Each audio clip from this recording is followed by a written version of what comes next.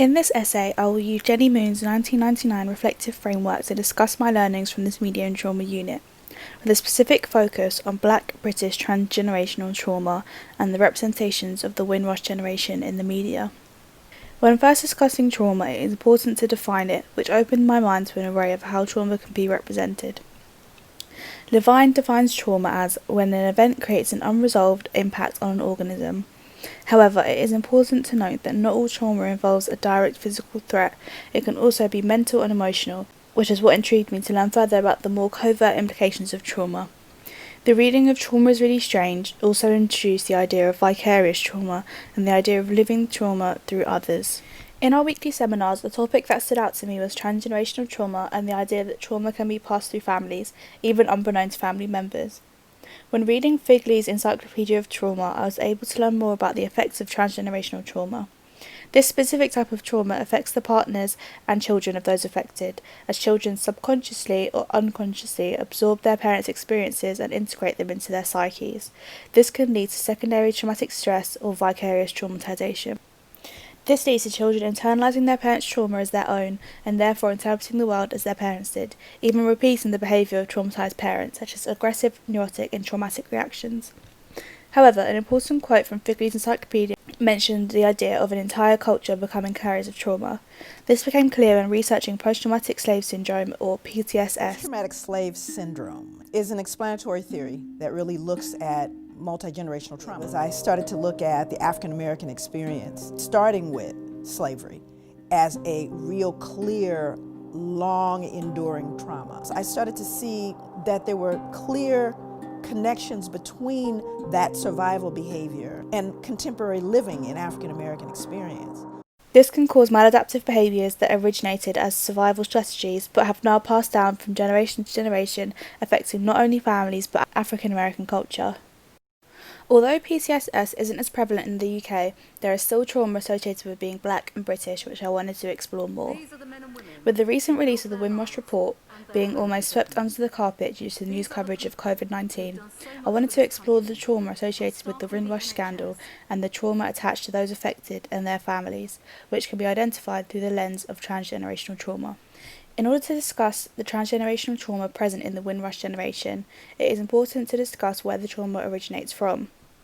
In 1948, the Empire Windrush carried 1,027 predominantly Jamaican passengers to Britain in the high hopes of gaining work and a new life, invited to rebuild the UK after World War II. The Empire Windrush brings to Britain 500 Jamaicans. Many are ex-servicemen who know England. They served this country well. In Jamaica, they couldn't find work. Discouraged but full of hope, they sailed for Britain, citizens of the British Empire coming to the mother country with good intent. Unfortunately, after being invited, they weren't necessarily welcomed with open arms, as in a Windrush documentary podcast series, Alison Williams openly discusses her move to Britain and the hardship and racism she endured.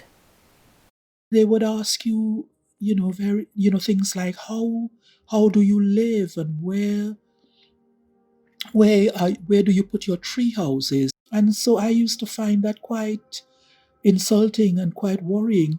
And then the racism, the actual physical racism, where people would slap your hands away. Oh, don't touch me. The black is going to rub off on me. I don't want to be dirty. And, you're dirty with that color skin. And they used to think about, what color, and say things like, oh, what color is your blood? It couldn't be red blood like ours. It must be black, or it must be dirty. And it was really strange. And I used to get very depressed from that. Unfortunately, this wouldn't be the only hardship and racial trauma that she would endure, as in late 2017 it became clear that the government had been wrongly classing members of the Windrush generation as illegal immigrants, being denied healthcare in the UK and therefore targets for removal. This has led to hostile environment trauma surrounding those affected, which as well as intergenerational trauma can lead to a wide array of negative effects, including loss of liberty, degradation, humiliation, death, attempted suicide, bereavement, anxiety and depression, hypertension and a stroke, food deprivation, isolation and loneliness and deportation fatigue. The effects of this can be seen in a short clip from Channel 4 News showing Edmund's story. When he's a little boy, you know what I mean? It's not his fault. My mum's hardworking. She came from Jamaica, and they came here to build the country. And they were told that they were going to be able to work and participate in the environment and do things that's going to help the country. And her son's been treated like he's a second-class citizen. It's deplorable. It feels like he's not anybody, and so he's had to fight for everything. And when he gets the door closed in his face, he just goes off on a rail. He starts having problems mentally, he starts drinking, and he used to look after us when we were younger. In the UK, the black person is constantly made to feel like they do not belong, experiencing microaggressions such as "where are you really from" and "when are you going home," which can lead to destructive consequences. Also, with the effects of ongoing institutional racism, people in the UK are said to feel a double consciousness along with a nostalgic yearning that they do not belong. This can affect the parenting of those affected, as it becomes difficult for them to provide a good enough context for their families. The effects of this trauma can lead to the children of the victims attempting to relive their grandparents' experiences in an effort to heal. However, this can lead to them experiencing the trauma themselves. Storytelling is a very popular tool used by the children of the Windrush generation, as it is important for the stories of those affected to be heard. However, this can be expressed in a range of ways. Generation has become a topic of black writing in Britain, as a significant number of recent black works in Britain can in fact be viewed as fictions of generational memory. Author and playwright Carol Phillips tells stories of families of the Windrush generation in his novel In the Falling Snow, a story of a male social worker born of black West Indian immigrants raised in Leeds by his white stepmother. The story tells of his midlife crisis and also includes a powerful monologue from his father Earl, claiming, "I want to go home, Keith, I'm not from here." Phillips' play Strange Fruit tells another story of brothers living in England in the 1980s, and with the country and political system set against them, they instead focus on their father left behind in the Caribbean. I want answers, because I'm going under and I need help. And the only people who can help me are either too busy playing black or too busy playing white. Understand?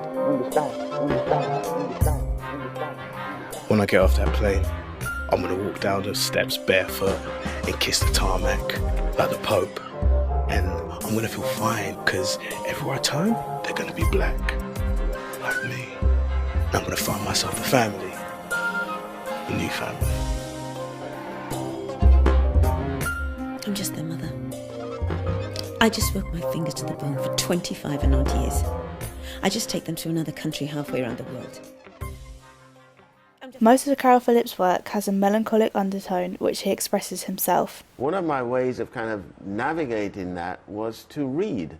And reading is a very lonely, solitary practice.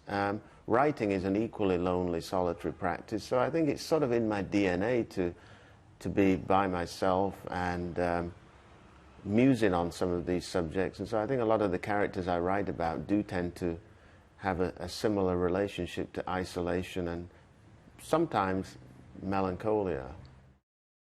This differs to the work of Colin Grant, who in his novel Homecoming, The Voice of the Windrush Generation, aimed to express and focus on the wonderful charismatic personalities of his parents and those he knew growing up. When I was growing up with these wonderful Caribbean people, these adults, they were to me like stars. They were our television. They were so dramatic and funny and mischievous and witty, sometimes rude, very direct, but always lovely and enlivening. And also Sharon Watson, the artistic director of Windrush, The Movement of the People, a beautiful dance performance to celebrate the 70th anniversary of the Windrush and to celebrate black culture in the UK. Although I have shown the ways that transgenerational trauma has been represented, professional counselling and more research needs to be done in the UK to help those affected. In the US, as increasing numbers of culturally diverse persons approach mental health providers, sensitivity to secondary immigrant trauma is a necessary consideration and is expected to become a more common phenomenon. Thankfully, we do now have emotional emancipation circles, which were used as peer support counselling model to deal with community trauma for survivors in New Orleans following Hurricane Katrina in 2005. However, it is now stretched to the UK and is potentially going to be used to help those affected by Windrush and their families. One of the main takeaways from this unit for me is from Haines' idea that 1. There is trauma, 2. We can overcome trauma, and 3. Healing trauma is about rebooting the body. Although the effects of trauma can be damaging, it is important to remember that it can be healed with the right help and overcome, even leaving those affected feeling accomplished and strong, as despite the negative psychological effects of trauma, counselling scholars have emphasised that trauma can lead to the formation of new strengths and positive ways of coping and making meaning. I've had a beautiful life.